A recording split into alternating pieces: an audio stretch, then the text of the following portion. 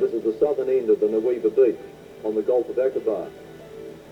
We've been out altogether about 2.5 kilometres diving, 1.5 miles. I think Ron's been about the deepest. He went down 200 feet, 60 metres.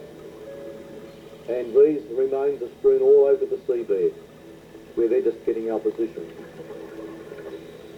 This is Gilly. Gilly was an Israeli girl who didn't know any Jewish history, but she said, if this is all true, I'm going to have to start reading the Bible. I recruited her because she's one of the best divers I could find in the area.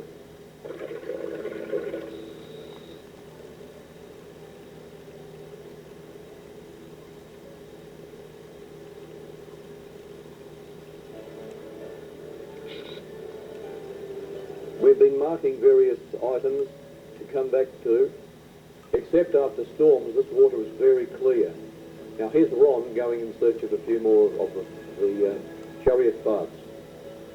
And in a moment we're going to show you something very interesting. Here is an axle with 2 wheels on it, one wheel resting on the seabed and the other one in the air, and the coral is protecting them.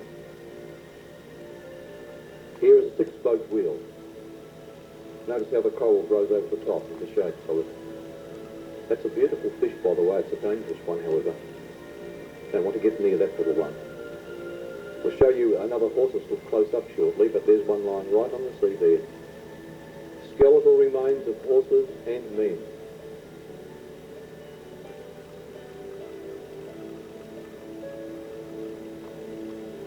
Human rib cage. Now, I'll point this out. You can see the stick pointing to the rib cage. You'll notice also that there's something looking like a hand to the right of it. I shuddered as I held pieces of human hip bones and shoulder blades and parts of skulls. Very eerie to consider that these have been lying around and there's coral growing amongst them, but there's still some of it still left. When Ron found an 8-spoked wheel, he took it to Mr. Yusuf Muhammad Hassan, Director of Antiquities in Cairo, and this man quickly identified it as 18th Dynasty Egyptian.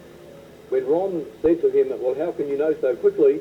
He said, well, there was only one time in Egyptian history when the 8-spoked wheel was used, and that was the 18th Dynasty. That's the Tutmosis dynasty. And of course we have the name Moses adopted into that same Moses family, the Tutmosis family.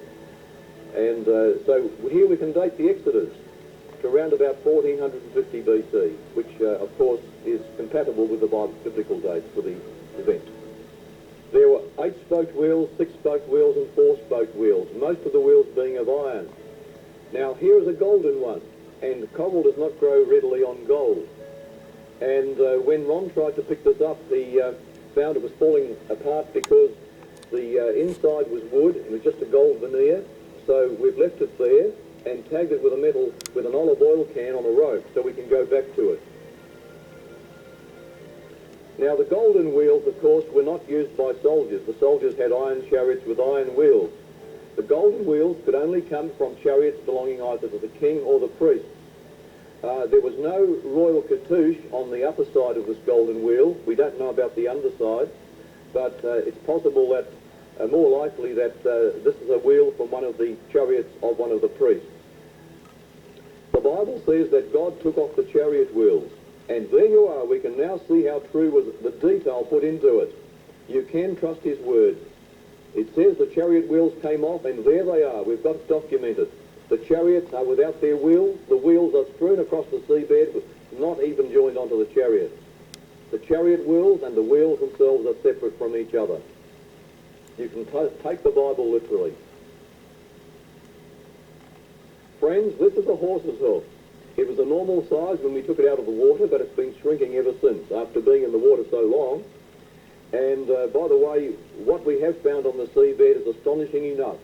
What we've found is things strewn across the seabed out to about 1.5 miles offshore, but we believe that most of the evidence will be found on the Saudi Arabian shore for the reasons we gave earlier.